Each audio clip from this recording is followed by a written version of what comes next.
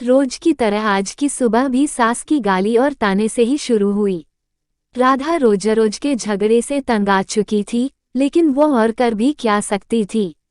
उसे तो सुनना था। वह चुपचाप सास ससुर और पड़ोसियों के ताने सुनती और रोती। राधा की शादी राजेश के साथ 6 साल पहले हुई थी। इन 6 सालों में जिन लोगों की शादी हुई थी वे 1-2 बच्चे के माँ बाप बन गए थे, लेकिन राधा अभी तक मां नहीं बन पाई थी। इसके चलते उसे बांझ जैसी उपाधि मिल गई थी।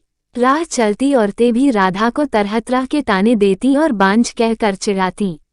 राधा को ये सब बहुत खराब लगता, लेकिन वह किस किस का मुंह बंद करती। आखिर वे लोग भी तो ठीक ही कहते हैं।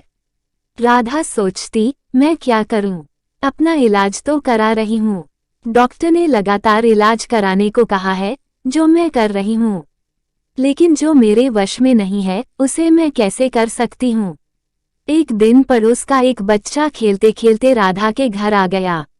बच्चे को देख राधा ने उसे अपनी गोद में बिठा लिया और उसे प्यार से चूमने लगी। जब सास ने राधा को दूसरे के बच्चे को चूमते हुए देखा तो वह बिफर पड़ी। वो उसकी गोद से बच्चे को छीनते हुए बोली, कलमुन्ही, बच्चा पैदा करने की तो ताकत है नहीं, दूसरों के बच्चों से अपना मन बहलाती है। अरे तू क्यों डालती है अपना मनहूस साया दूसरों के बच्चे पर? तू तो उस बंजर जमीन की तरह है जहां फसल तो दूर घास भी उगना पसंद नहीं करती। जब राधा से सास की बातें नहीं सुनी गईं, तो वह अपने कमरे में जाकर अंदर से दरवाजा बंद कर रोने लगी। रात को राजेश के आने पर राधा ने रोते हुए सारी बात उसे बता दी और बोली, मैं बड़ी अभागिन हूँ। मैं किसी की इच्छा पूरी नहीं कर सकती, ऊपर से मुझ पर बांझ होने का धब्बा भी लग चुका है।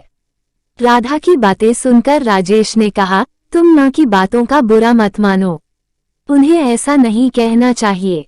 हर माँ बाप की इच्छा होती है कि उनके परिवार को आगे बढ़ाने वाला उनके रहते हुए ही आ जाए।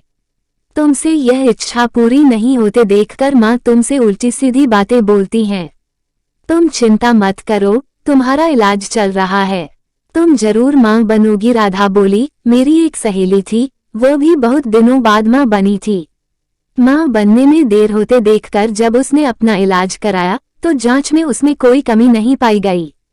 कमी उसके पति में थी। जब उसके पति ने इलाज कराया तभी वह माँ बन सकी। हो सकता है उसी की तरह आप में भी कोई कमी हो, इसलिए मैं चाहती हूँ कि आप भी एक बार अपना इलाज करा लेते। राधा की बात सुनकर राजेश भड़क उठा, मुझ में भला क्या कमी हो सकती है? मैं तो बिल्कुल ठीक हूँ, मुझ में कोई कमी नहीं है। मेरी चिंता छोड़ो, तुम अपना अच्छी तरह इलाज कराओ। मैं मानती हूँ कि आप में कोई कमी नहीं है, लेकिन तसल्ली की खातिर, राधा ने सलाह देने के ख्याल से ऐसा कहा, लेकिन राजेश ने उसकी बात को बीच में ही काट दिया। नहीं राधा, तसल्ली वगैरह कुछ नहीं। मैंने कहा ना कि मुझ में कोई कमी नहीं है, राजेश ने उसे डांट दिया। पति के भड़के मिजाज को देख राधा ने चुप रहना ही उचित समझा। शहर के बड़े से बड़े डॉक्टर से उसका इलाज हुआ, फिर भी उसकी कोख सूनी ही रही। डॉक्टर ने जांच के दौरान उसमें कोई कमी नहीं पाई। देखो राधा, रिपोर्ट देखने के बाद तुम में कोई कमी नजर नहीं आती। शायद तुम्हारे पति में कोई कमी होगी। तुम एक बार उसे भी इलाज कराने की सलाह दो, डॉक्टर ने उसे समझाया। अब राधा को पूरा भरोसा हो गया था कि उसमें कोई कमी नहीं है। मां बनने के लिए कमी उसके पति में ही है, लेकिन उसे कौन समझाए? उसे राजेश के गुस्से से भी डर लगता था। एक दिन किसी ने राधा की सास को बताया कि पास ही गांव के मंदिर में एक बाबा रहते हैं, जिसकी दुआ से हर किसी का दुख दूर हो जाता है। सास ने यह बात अपने बेटे राजेश को बता दी और राधा को बाबा के पास भेजने को कहा। रात को राजेश ने राधा से कहा, कल तुम मंदिर चली जाना। ठीक है, मैं चली जाऊंगी, लेकिन मैं डॉक्टर के पास गई थी। डॉक्टर ने मुझ में कोई कमी नहीं बताई, इसलिए मैं चाहती हूँ कि आप भी एक बार अपना। डरते डरते राधा कह रही थी, लेकिन राजेश ने उसकी बात को अनसुना कर दिया। राधा, मैं कहीं नहीं जाऊंगा, तुम कल मंदिर में बाबा के पास चली जाना। ऐसा कहकर राजेश सो गया। राधा ने भी अपने माथे पर लगा बांझपन का धब्बा मिटाने के लिए बाबा के पास जाकर उनसे दुआ लेने की सोच ली। दूसरे दिन सवेरे नहा धोकर वह बाबा के पास चली गई। मंदिर में लगी भीड़ को देखकर उसे भरोसा हो गया कि वह भी बाबा की दुआ पाकर मां बन सकती है। राधा बाबा के पैरों पर गिर पड़ी और कहने लगी, बाबा मेरा दुख दूर करें। मैं 6 साल से बच्चे का मुंह देखने के लिए तड़प रही हूँ। उठो बेटी, निराश मत हो, तुम्हें औलाद का सुख जरूर मिलेगा, लेकिन इसके लिए तुम्हें माहवारी होने के बाद यहाँ 4 दिनों तक रहकर लगातार पूजा करनी होगी। ठीक है बाबा, मैं जरूर आऊंगी। राधा खुशी से घर गई। घर आकर उसने सारी बातें अपने पति को बताईं। मैं कहता था न कि जो काम दवा नहीं कर सकती, कभी भी दुआ से हो जाती है। बाबा की दुआ पाकर अब तुम जरूर मां बनोगी, ऐसा मुझे भरोसा है। तुम ठीक समय पर बाबा के पास चली जाना, राजेश ने खुश होते हुए कहा। राधा अब बेसब्री से माहवारी होने का इंतजार करने लगी। कुछ दिन बाद उसे माहवारी हो गई। माहवारी पूरी होने के बाद राधा फिर बाबा के पास गई। उसे देखते ही बाबा ने कहा, बेटी, जैसा कि मैंने तुम्हें पहले भी कहा था कि यहीं रहकर 4 दिनों तक लगातार पूजा करनी पड़ेगी, तभी तुम मां बन सकोगी।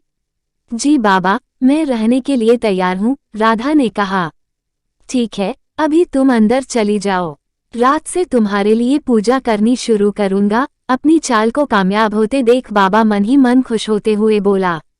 रात को बाबा ने राधा से कहा, बेटी, इस पूजा के दौरान कोई भी देवता खुश होकर तुम्हें औलाद दे सकता है। इसके लिए तुम्हें सब कुछ चुपचाप सहन करना पड़ेगा, नहीं तो तुम कभी मां नहीं बन पाओगी। जी बाबा, मैं सब कुछ करने को तैयार हूँ, बस मुझे औलाद हो जानी चाहिए। राधा के इतना कहने के बाद बाबा उसे एक कोठरी में ले गए, जहाँ हवन कुंड बना हुआ था। उसमें आग जल रही थी। बाबा ने उसे वहीं पर बिठा दिया और वह भी बैठकर जाप करने लगा। कुछ देर तक जाप करने के बाद बाबा ने कहा, राधा, देवता मुझमें समा चुके हैं।